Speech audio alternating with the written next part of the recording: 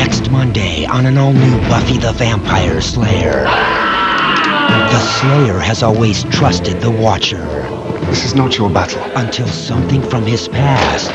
We both know what's coming.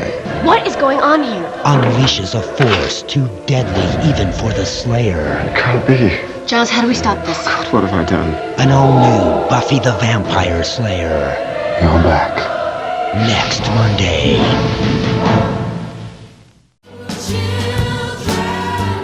Forgive us now for what we done. Started out as a bit of fun.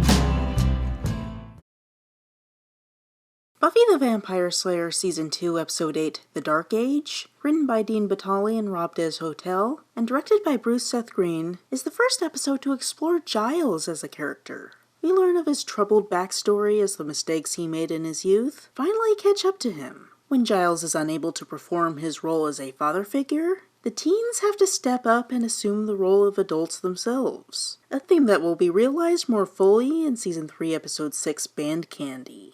It continues the Ethan Rayne storyline introduced in Season 2, Episode 6, Halloween, and, unfortunately, has similar transphobic and homophobic themes. The plot starts with a classic slasher movie opening. A man, Philip, frantically tries to reach Giles for help as something chases him, but Buffy's music is too loud for Giles to hear his screams. Philip is then killed by the monster, which took the form of his friend Deirdre. Like the opening of Season 1, Episode 1, Welcome to the Hellmouth, this represents a feminist subversion of horror movie cliches, where the monster is a woman and the victim is a man. The next day, Giles has a nightmare about the coming threat, in parallel to Buffy's prophetic dreams. But he goes about his day as normal, flirting with Jenny and parenting Buffy. The kids wonder what Giles was like as a kid, but they can't really conceive of him being a different person than what they know of him now. They ship him and Jenny, but become grossed out as they imagine it, emphasizing the generational difference. The police contact him about Philip, who had Giles' name written on a paper in his pocket. Giles identifies him as a college friend, but claims he has no idea what's going on. They drop it. In case you haven't noticed, the police of Sunnydale are deeply stupid. That night, Buffy defends a shipment of donated blood bound for hospital patients from a bunch of hungry vampires, who consider it a free meal. Surprisingly, Angel shows up as well. It's possible he had the same idea as Buffy, but it's implied that he regularly joins these soulless vampires to acquire blood, like a lion joining gazelle at the watering hole. This is a far better depiction of Angel's moral ambiguity than Season 2, Episode 7, Lie to Me, confusing his identity with that of the soulless vampire he used to be. He gets with the program and helps Buffy defend the blood. Interestingly, the non-canonical Buffy tie-in novel, Halloween Rayne, presents the idea of vampires going for blood donations as a harmless alternative to vampires attacking people. Now, in the canonical episode The Dark Age, vampires are depicted as evil for stealing from needy patients, and Angel is implied to have had this moral failing until Buffy guides him on the straight and narrow. I think stealing from hospital supplies is vastly preferable to directly attacking people, and when you consider that it's probably a deterrent, maybe Buffy ought to think twice before removing this extra food source. If scarcity is an issue, they could get some more blood. Buffy and Cordelia could run blood drives, and Angel could distribute it to the vampire community. Controlling vampire attacks could be considered comparable to stopping the spread of HIV. You're not going to be able to stop all HIV-positive people from having sex or doing drugs, but you can distribute condoms and clean needles to keep the infections to a minimum. Aiming for harm reduction could make things better for everyone. I'm not just nitpicking here. This has always bugged me. They have new information about their enemy, and they don't use it to evolve and change the way they address the problem. It's as pointless as the hook about she-mantis babies, and it drips with moralistic judgment. For a show that just made a commitment to nuanced storytelling an episode ago, its preached morality here is awfully black and white. Buffy goes to check in with Giles, who never showed. Honestly, it's weird that he wanted to come in the first place, but whatever. It's a chance for Buffy to see that he's not himself. He sends her away so he can drink and make phone calls to see if his other old friends are still alive. But only he and Ethan Rayne are left. Turns out, Giles has the same tattoo as Philip, the mark of Aigon. It is very common for Buffy fans to get this tattoo. That makes a demon attack you. Giles is absent the next day at school, worrying Buffy and the others. She investigates the library and finds Ethan hiding there. She recognizes that he's responsible for the mayhem at Halloween and punches him in the face, which is a reasonably satisfactory conclusion to the Halloween conflict. Ethan disempowered her and almost got everyone killed, so yeah, she gets her revenge for that. Now, it is a bit of a feminist problem that the threat of rape from Pirate Larry is ignored. Buffy blames Ethan for the threat of death, but rape never comes up.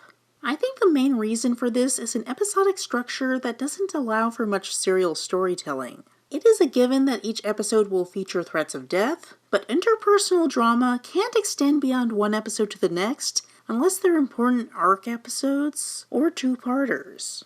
It's a structure that we don't really see anymore since serial storytelling blossomed in the 2000s. So it's a bit alien to a modern perspective to see something so significant happening in one episode not be important to an overall character arc. It's a technical problem, but it does represent sexist priorities of the people to form the structure, both the television people in general and the Buffy writers.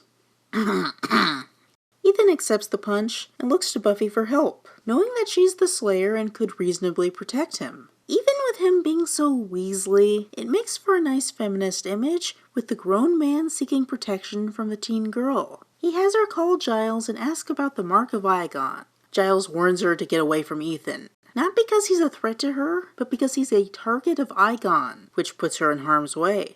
Aigon is a body-possessing demon currently in Philip's body, and he attacks Buffy. Ethan tries to run, but Xander and Cordelia stop him. Buffy puts Aigon in the penalty box.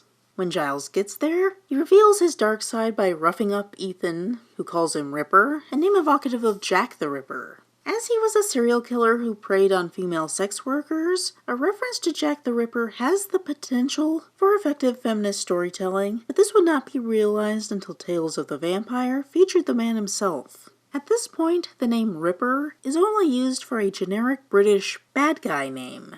Aigon breaks out and knocks out Jenny, Buffy kicks him away, and the Philip body liquefies. Aigon's slime gets on Jenny, and then she suddenly wakes up. He slimed me. That's great! As it turns out, there is no Jenny, only Aigon. Who are you gonna call? Giles refuses to explain what's going on, leaving the teens to research Aigon themselves, assuming the adult watcher role in his absence. Willow figures out that Aigon is an Etruscan, ancient Italian, deity. As far as I can tell, one fabricated for the show. If you're going to claim a fictional monster was worshipped by evil pagans, drawing from an ancient Western civilization is probably the best way to go about it. It doesn't resonate with problematic colonialism, like the use of the Maasai people in Season 1, Episode 6, The Pack. Also, Aigon follows Moloch from Season 1, Episode 8, I, Robot Eugene, as the second Italian demon cult leader transplanted to Sunnydale. According to Willow, Aigon's worshippers summoned him to induce euphoric power trips, and she draws a connection to Dionysus cultists practicing orgies. She is quick to point out that there's no real evidence that Giles had anything to do with orgies, and the show never comes down either way, but everyone's grossed out by imagining Giles partaking in group sex. Did anyone else just go to a scary visual place? Oh, yeah. I suspect that the WB would not have allowed any firm assertion that Giles engaged in orgies. For Welcome to the Hellmouth, Whedon had to persuade them to allow Buffy sarcastically calling herself a slut by emphasizing that the scene portrayed being a slut negatively. And Season 1, Episode 4, Teacher's Pet emphasized the importance of abstinence. So I'm thinking that the WB just wasn't sex-positive enough to accept an overt statement that a straight-laced father figure once engaged in group sex. However, I think that there is an intentional implication that he did that gets past the censors. If Giles and his friends engaged in group sex, that leads to another implication. It was with each other. Giles would have gotten it on with Deirdre, but also with 3 other guys. There is a gay subtext used to homophobic effect to squick everyone out and horrify them with the image of Giles as a perverse delinquent. This gives his tension with Ethan a homoerotic subtext, as is associated with his villainous Ripper persona. A lot of fans gleefully ship Giles and Ethan. The subtext that they draw on is there, but it's far from a gay-positive depiction in canon. Gay subtext used for horror becomes more overt when we shift to Aigon seducing Giles while wearing Jenny's body. Aigon is depicted as a masculine entity, and his using a woman's sex appeal to make Giles vulnerable is used as an element of horror. A man sexually dominating another man. Giles thinks that he's following the good, straight and narrow path of nice, wholesome heterosexuality, but he's taken advantage of by a gay demon who calls him like a woman. In vulgar terms, Aigon makes Giles his bitch. Associated with this is a distinct element of transphobia. We are supposed to find the combination of femininity and masculinity grotesque. You've got me. Under your skin. Similar to the cross-dressing scene in Season 2, Episode 5 Reptile Boy, and the Giannis idol in Halloween. The scene further evokes the cishet male fear of romancing a beautiful woman while not knowing that she's transgender and using the reveal as an instance of horror. A scenario that, in the real world, often results in the cishet dudes simply murdering the trans women and then claiming that they're not morally culpable due to horror at what they perceive as deception, which is known as the trans panic legal defense. By playing up this fear, this scene reinforces societal prejudice that makes an already stigmatized group more vulnerable. Was it good for you? Of course, the episode co-writers do have a trend of queerphobia. They previously wrote Owen calling a vampire who preys on men a sissy in Season 1, Episode 5, Never Kill a Boy on the First Date, and Buffy jokingly calling Morgan and Sid a couple in Season 1, Episode 9, The Puppet Show. You think this is bad? Just wait until they try to write gay positivity in Season 2, Episode 15, Phases. Here's the good part of the whole thing. It subverts toxic masculinity by positively portraying Giles not wanting to have sex with a vulnerable woman. Aigon wants him to take advantage of Jenny, but Giles doesn't go for it. In complaining about Giles' lack of dude bro-ness, Aigon calls Giles a woman, and this feminine gender role is portrayed positively, in contrast to Aigon's toxic masculinity. This is a feminist moment. It's in the middle of homophobia and transphobia, but credit where credit's due. The teens learn that Aigon possesses the dead or unconscious, figure out what happened, and Buffy comes to Giles' rescue in another feminist moment. Aigon runs off. Giles comes clean. When he was in college, he was into the dark arts. He and his friends would recreationally summon Aigon to possess them, which is a metaphor for them doing drugs. I think heroin? It continues the magic as drugs theme introduced in Season 1, Episode 3, Witch, and that will manifest very prominently in Season 6. He doesn't say anything about orgies, but we're all thinking about it now. Aigon killed one of them, and they quit cold turkey, but now Aigon is back. Aside from a message about the dangers of drug use, it emphasizes how mistakes as a young adult can have lasting effects into later life. When faced with the manifestation of his youthful folly, Giles' power as an adult is negated, and he needs members from the current generation of teenagers to protect him. These themes will be explored again in the Season 9 comics, when he has to live as a young teen for a while.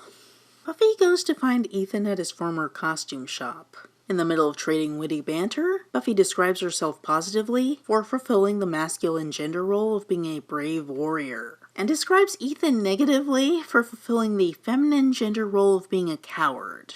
It's framed like this is a feminist moment, but it's not. It's sexism pretending to be feminism.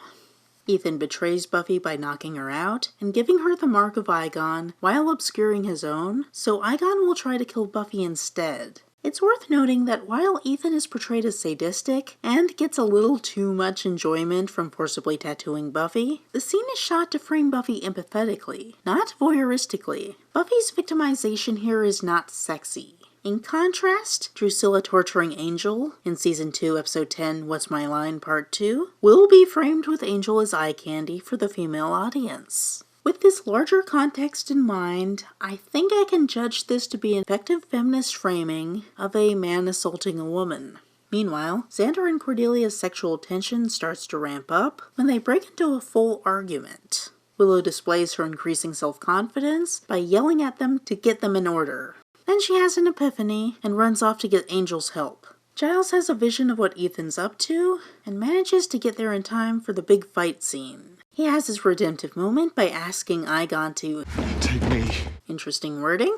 Fortunately, Angel shows up and fights him while simultaneously providing a vessel. Aigon jumps into him as a dead guy, but Angel is walking dead and can defeat him with vampire powers. Aigon is history, and I'm sure we'll never hear from him again.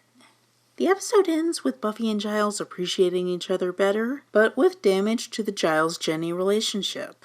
Jenny blames Giles for her getting hurt because of his mishandling of the reappearance of Aigon. This tension won't be fully resolved until Season 2, Episode 11, Ted.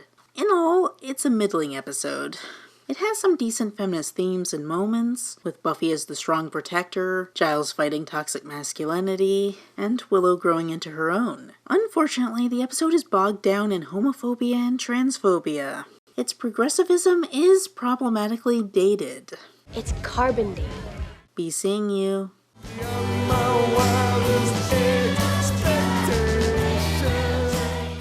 Help me fight the forces of darkness. Pledge $2 to my Patreon, or else hit like, add a comment, spread the video to the farthest demon dimension, and subscribe for more content.